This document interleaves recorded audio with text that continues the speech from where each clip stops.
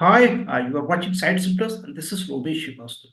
Please do subscribe the channel for the HR news, for HR updates, and conversation with the top-notch CHROs, thought leaders, and business sites. Today, we will try to explore how exactly the IT industry is going on currently, and what are the HR challenges with the IT industry. And we are privileged to have Ms. Rajita Singh. She is the Chief People Officer with Kyndryl, India. Welcome, Rajita. Hi, Romesh. Thanks for inviting. Rajita, if you see the IT industry right now, so I think this is going through a transformation. And if you look at the numbers of three consecutive quarters of this financial year 2024, so numbers are getting down. Headcount is getting down. Your net profit is getting down. How do you see how the IT industry is performing right now, and how do you see the coming quarters? I'll start off with something that I don't have a crystal ball to tell you how the future is going to be, but I can definitely tell you my observation of where we are today, right? So I think the way I would view it is that there are challenges, and it's important for us that we understand the challenges and the risk factor involved in each of these, and how do we interpret the change which comes as part of these. So if you ask me today, the shift is from a talent standpoint, only for talent or only for human beings, etc. I think overall the industry, IT industry has been known as part of the conceptual age of knowledge industry. So it's all about people. It's all about being very human centric. So, different strokes that used to be applied in context previously will not hold good today. And I'll just step back and give you an analogy. There was a video that did the round, on WhatsApp about the evolution of the pit stop in the F1 race. Okay. Earlier, it used to take a little over a minute for one change at a pit stop. And now it's come down to less than, I think, 15 or 17 seconds. I don't remember exactly what. But then the point I'm trying to make over here is that the challenge was efficiency, the challenge was speed, the challenge was quality of work that has to happen. Similarly, in this industry and everything, while there is technology that is being deployed on the circuit and on the track, it is important for humans to understand what are we deploying while we are doing it. So if I come back to this industry and I tell you at the end of the day what matters the most, it's the talent. What type of talent we have? How are we segregating it? Within our respective companies, within our respective industries, and what are we asking people? What's expected out of them? And I don't want necessarily, everybody talks of the agile methodology, which is more in terms of delivering, but I think it's not necessarily just about technology, but it's about how do you maximize profit. At the end of the day, an institution or an organization is formed to give, returns to its stakeholders, be it its clients, be it investors, be it, its employees, be it the industry. So it's like a entire circle that comes in together that needs to be fed. And of course, you need to make profits because that's how you will grow, and you will make a name in the industry. So the challenge today is that is not that there's not enough scope. If you break down every industry, I'll give you a very lame example. I won't talk of IT. If you just break down the agricultural industry, okay, or the logistic industry and see the future. 2 years back, there was a study that was published by McKinsey and BCG on that, which said that this industry is worth trillions of dollars. So there is enough and more revenue for a lot of people to be there. So a lot of competition can exist. But how do you leverage the competition is what's important. What's ending up happening if I come back into the IT industry? We're all just looking in our respective buckets and trying to say, okay, this company is doing this. How do I do this? We're not able to push the envelope with regards to innovation. So the challenge today for me, if you ask me, is how do I get people to innovate? How do I get people to see a bigger picture? How do I get people to come back and tell me that, this is the base necessity of what a client wants? Typically, there are many companies, that have client sat scores, which tell you what the client feels, what the client wants of you. Um, but the ask now from the clients is don't come and ask me, what I want. You should be able to tell me what I need, what's happening in the industry, and what do I need to do to be ahead of the circle. So I think those are some very, very, important things. And as part of that, if I come back to the HR or the humane aspect of it a little more, and I, deep dive in it. It's about, do people feel a sense of belonging to the company? If you look at that aspect, I think many companies have come up, with purpose driven organizations, where there are goals, there are goal settings, there's objectives, and there are different ways with regards to cascading these messages, so everybody understands, the great temple or mandir or church that they're building, in that sense. And the biggest challenge today is that people don't understand what a company is trying to do. So the once you have that alignment, that gives you a kick, and that gives you a lot more commitment, not just from them, but also from a extended ecosystem that we never ever thought of. And the other thing that I want to call out is the leadership level. That is, the mid management that we have within companies, with the different challenges that we've laid out. I think it's important for people to be able to network, to be able to have capabilities to learn.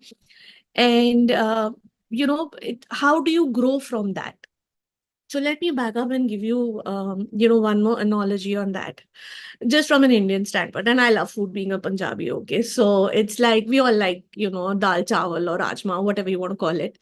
And all of a sudden, when things change, the palate changes. Some people want very healthy food, some people want nutrition, and some people just want, to walk and eat a particular way, and so on and so forth. So essentially, what happens is that there is a change in the way you cook. The ingredients are still going to be the same. So it's important for us to understand how much we're going to cook, what time we're going to cook, and what does it take to do it. So if every HR department understands that, I think we will have, a very different conversation. And honestly, resiliency and things like that have been beaten to death. I would actually say anti-fragility is the way to be.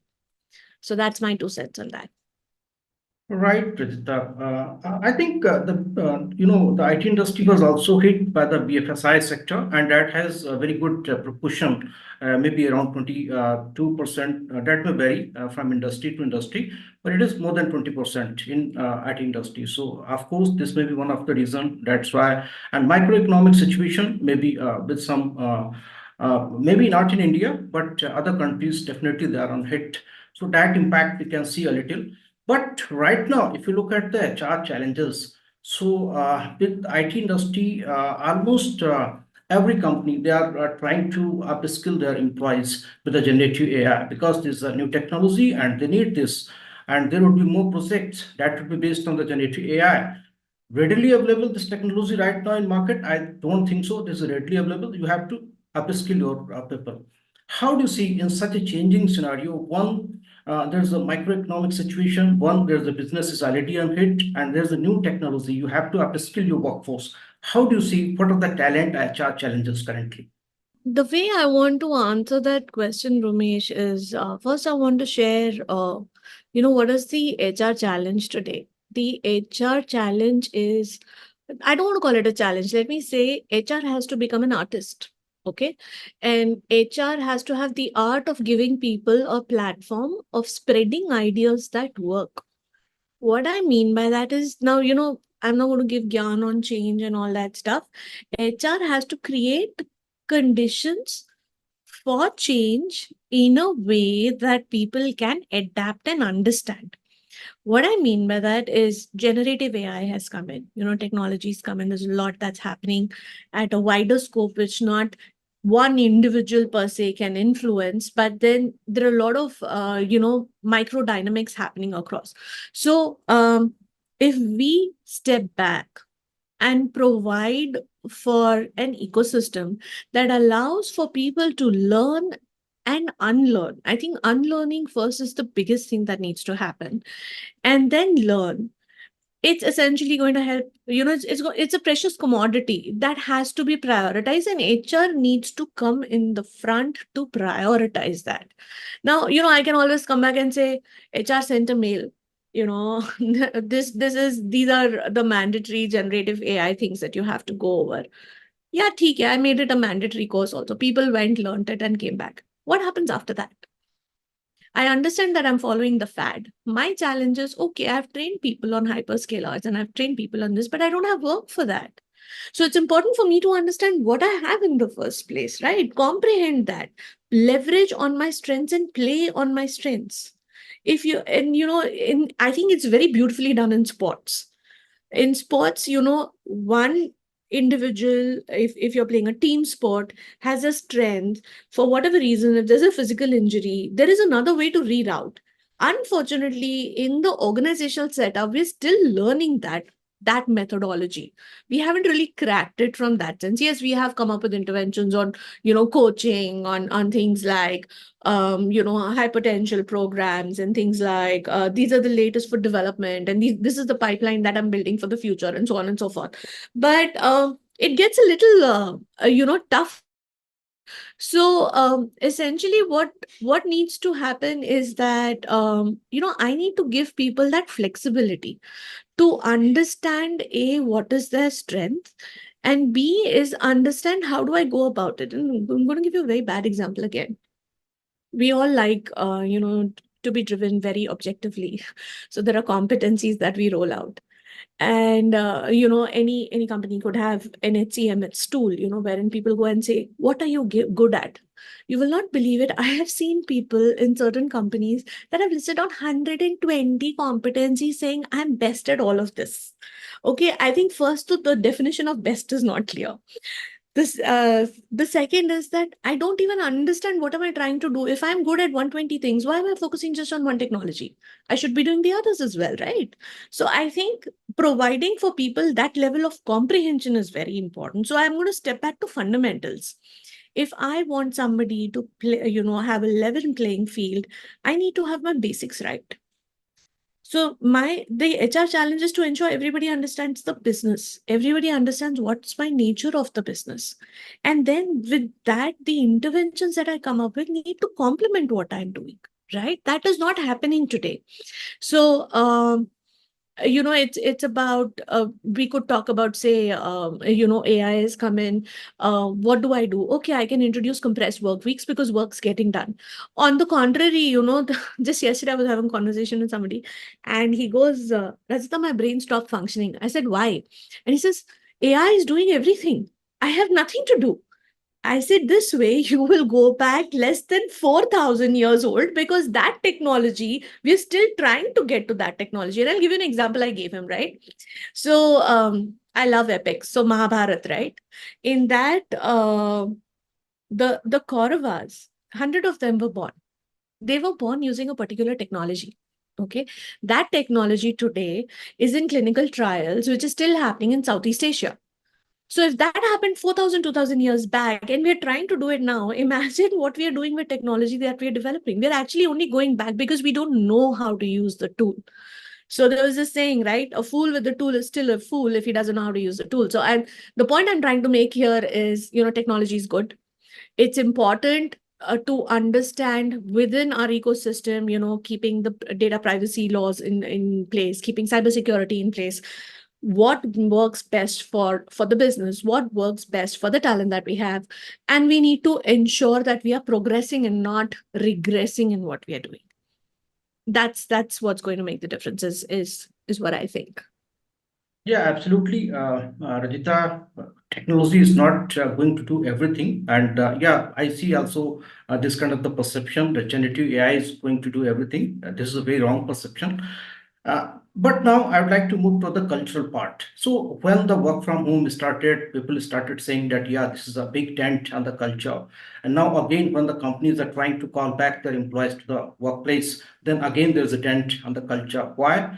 Because the managers are, somewhere they are not feeling comfortable. The way the leadership is trying to communicate to the employees, come to the office and start working from the office. Maybe sometime they are also using very severe consequences would be if you are not working from the office, if you are not going to resume the work from the office. This kind of communication, how do you see it is impacting on the relationship part and also the culture of the company? How do you see now the shift? You can say how the culture is squeezed as of now, especially with the IT and tech companies. A straight answer to that, Ramesh, yes, it is going to impact the culture. The reason I say it is going to impact the culture is because culture is nothing but behaviors of individuals who work together day in and day out more than three-fourths of their waking hours. So there is a particular, pattern that people have been used to for the last 4 years. Okay. Now you want to break the pattern. So, in Hindi, there's this saying, right? Sam, Dand, Bhed. Try everything possible if you want something done. Now, what has happened is companies have come up and said, yeah, we're going to give flexibility. People have said, we'll do hybrid. I was just talking to somebody who's in the, healthcare industry, and she has given, as the CHRO, she's given work from anywhere. Okay. She doesn't care where you're working from, including clinical trials. And I was actually wanting to learn more from her. But, anyways, so the point I'm trying to make is that you have a plethora of companies, and then you have another set of companies which says that you will not get promoted, you will not get hikes, you will not get anything if you don't come back to work for 5 days a week. So I think what's important is the fundamental underlying philosophy of the company. Um, many companies have actually consolidated during COVID. So you can't necessarily mandate, work from home, work from office 100%. Hybrid is way to go. Providing flexibility is important. But, and if we think that, culture is important and we want to lead from the front, I think the policies and the processes that we put together are very important. I think the way we make people accountable for what they are supposed to do is very important. What's ending up happening is that I want to promote a culture of great maturity. And I'll give you a very simple example. My nephew has just turned 4 years old. He's in kindergarten at the moment. His school has introduced him to the homework culture. Okay, just in kindergarten. He gets a sheet every day of alphabets, both lowercase and uppercase. Initially, the culture was, I'm not going to do it, mama. And he talks very fluent English. I'm not going to do it, mama. I'm very young. And slowly, over a period of 3 days, he comes back and he himself sat down last night and he did the F, okay, himself, both lowercase and uppercase. Why am I bringing that out to you? Is that the culture, while he got homework to take back, it was very clearly told to him in class that he did great. There was a sense of appreciation given to him. He loved standing up in front of his classmates and, oh, wow, this is so great. I think if we want to do things like that, while, there is a carrot and stick story, I think it's important to understand the softer aspects of humanity a little more when you want to do things. It's important to be empathetic. There are jokes, and I'm sure you would have read this yesterday. The Australian government, has come up with this thing that you can't reach out to your employees after office working hours. You can't make calls. The joke circulating over here was, oh wow, फिर तो India की band बज गई. मतलब, what will you do, right? Because India works follow the sun model. You're working 24 hours. How is that policy even relevant, if you were to extrapolate that to another country? Point I'm trying to make here is that it's all about the culture, it's all about the leadership, and it's all about the people who understand what I'm trying to drive. If you've very clearly laid out to me the purpose, for example, I say today, if Kyndryl stops, India stops. That is a huge statement for people working in Kyndryl. I understand my work is so important over here, right? And then people will align. So, aligning by way of giving very clear cut goals, aligning by way of appreciating people the way they want, aligning by way of sharing and giving more end client exposure is what makes all the these are very very little things, and they don't really change too much. And which is why, just sending out emails and mandating things in my head only makes people rebel rather than asking them to follow you. So I think that's my 2 cents on that. I don't know if I answered your question, but that's what I think. Yes, I agree that habit is the future and this is going to be 100%. But I think most of the companies, I think not in this mindset, they're not accepting this reality and trying to, call their employees 5 days a week. And unless we, work out, unless we figure it out at which positions are needed the 100% presence in office and what are the positions can be done remotely 100%, and what are the positions for which we need 2 3 days working from the office. The transition from remote working to hybrid work model is not going to happen because The mindset is very important for this. How do you see? I actually agree. Mindset is important, and having a global mindset is equally important because the world is shrunk. Virtual boundaries are gone. You have matrix organizations. You have supergs which sit across, different geos. So how do you ensure that people understand the involvement of what is the definition of hybrid? I think, like you rightly said, Ramesh, there's been enough and more that has been said, by Harvard, by other research studies, that hybrid mode is here to stay. Executing the hybrid mode becomes very, very important. And, the fundamental of making hybrid mode work is even including your office infrastructure. Previously there used to be this thing where you'd have a whole, say, a 9,000 SFT floor, and that entire floor would be open with people getting, a 2 feet by 2 feet or 4 feet by 4 feet, cubicle for themselves and working out of there. But now it's not about sitting in a cubicle. Now it's about collaborating. Now it's about using the time more effectively in a hybrid workplace than sitting and going through papers, because papers and everything, asynchronous communication has become very, very important in the hybrid workspace, and people need to understand how to use it. So collaboration, ideation, and presentation of what the future can do, and making proposals of what really needs to happen, is where in person and hybrid comes to play. And if you're looking to make changes in any say policy procedure, how do you go about doing that? It becomes very important. So essentially, the matrix that I'm trying to drive at is, you have the employer, and then you have the employer and the employer, and then you have the employee and the employer. They're like the x and the y-axis, and these are the three dimensions, essentially, that you need to involve when you are looking at scale. And you need to prioritize what's most important and what's least important, when companies are doing the hybrid workplace. While doing it, a few fundamental questions that have to be factored in is that, do people have a sense of belonging? Do people understand the purpose? Do people understand how they're going to advance and develop themselves when they're working remotely? Do they have enough and more on that? And what are the different forums that they could network with? It doesn't necessarily have to be provided only by the company, right? And then it's important that we come up with models that work round the clock. You will not have one model that will work, say, for example, in managed services. You will not have the same model that will work in operations, or the same model that will work in tech support. So it's important to break down that entire thing and then adapt to what we think, is important. And it's not just, an HR story. It's that the business needs to buy this. And it's important that, yeah, I understand what you're trying to say. I'm going to work this out.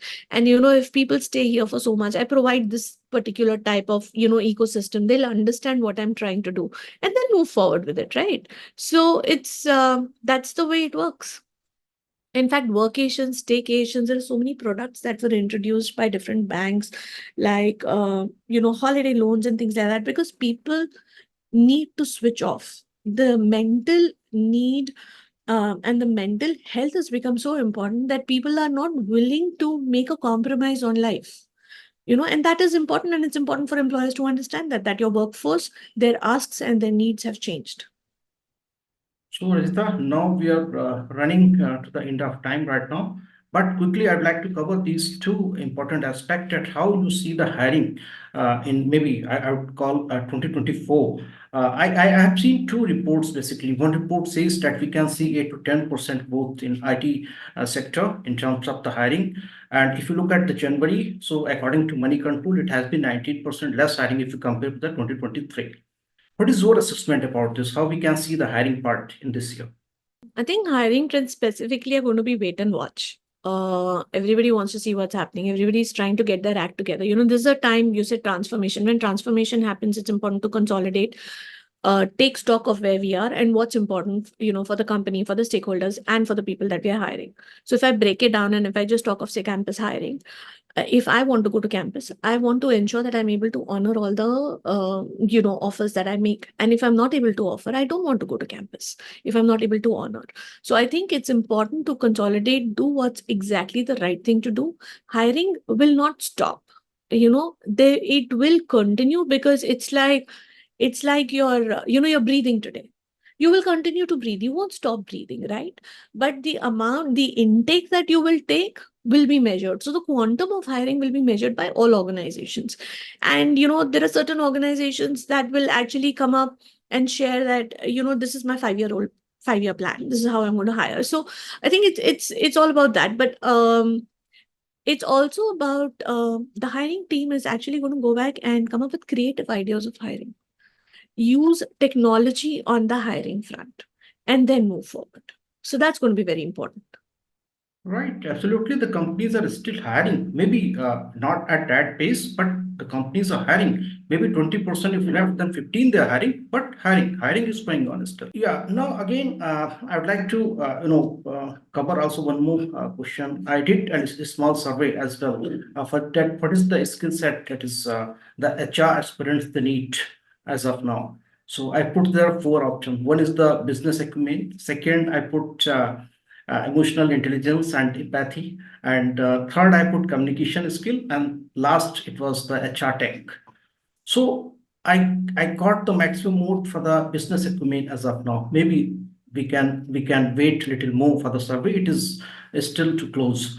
And emotional intelligence and empathy, we got around 37% votes.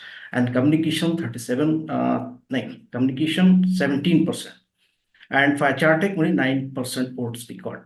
According to you, what are the skill sets needed for the job aspirants? My only one request, Umesh, when you consolidate your survey, please take the bias out of it of the respondents before you consolidate your study. According to me, there's just 5 things that are going to come out very clearly. Okay. And I'm sure you would have read about this gentleman. He's called Howard Gardner. Somebody very, close to my heart actually introduced me to him.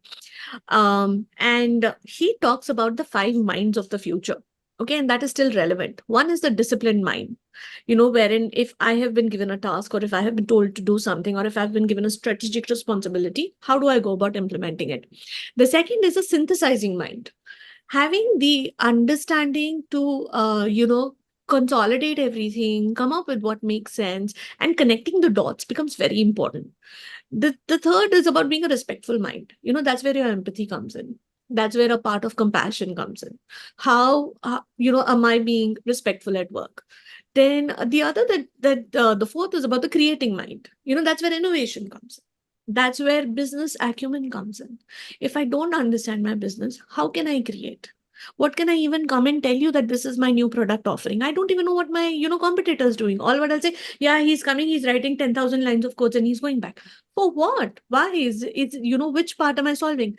And the most important, with AI coming in, having an ethical mind, on several aspects is important. So if you ask me, these are the 5 skill sets that are evergreen and that are here to stay. To your point, is business acumen important? Business acumen actually is a given.